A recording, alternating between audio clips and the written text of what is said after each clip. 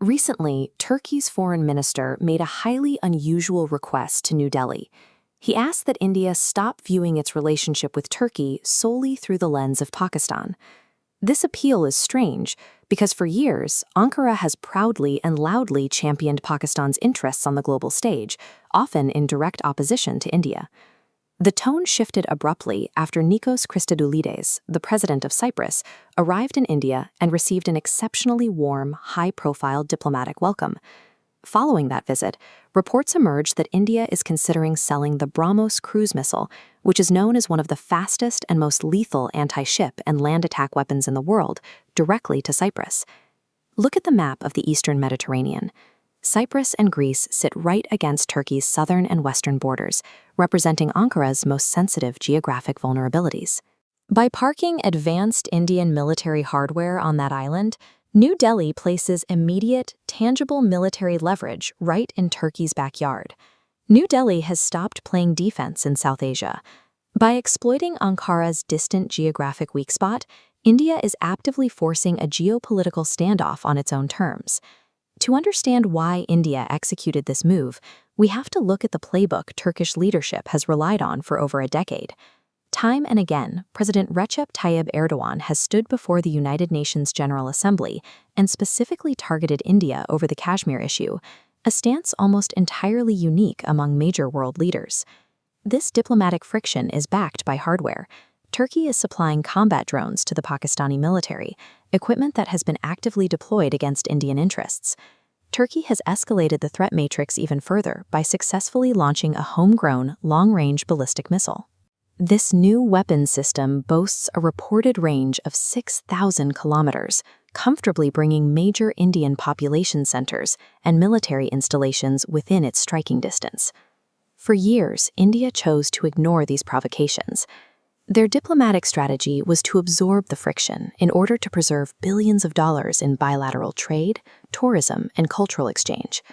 But trying to separate economics from geopolitics failed. Passive diplomacy proved useless against a state actively supplying heavy weaponry to India's primary regional adversary. The realization within New Delhi's strategic circles was stark. Former Indian diplomats like Kanwal Sibal publicly noted that Turkey was not negotiating in good faith, and the bilateral relationship was unfixable.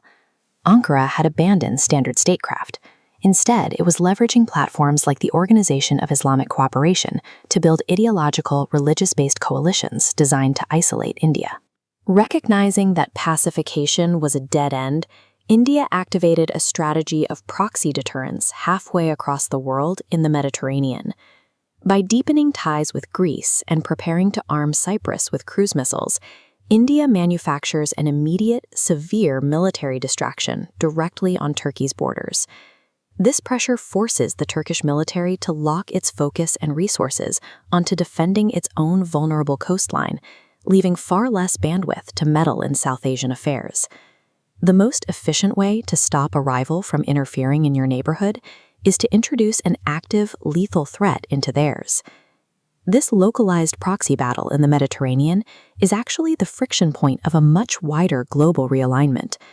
Turkey is aggressively pursuing the formation of what analysts call an Islamic NATO, a sweeping, unified military bloc intended to pull in heavyweights like Saudi Arabia and Pakistan under a single defensive umbrella. While this bloc forms, the U.S. has largely avoided direct criticism of Pakistan's role or Turkey's provocations, creating a vacuum where a coherent Western strategy used to be.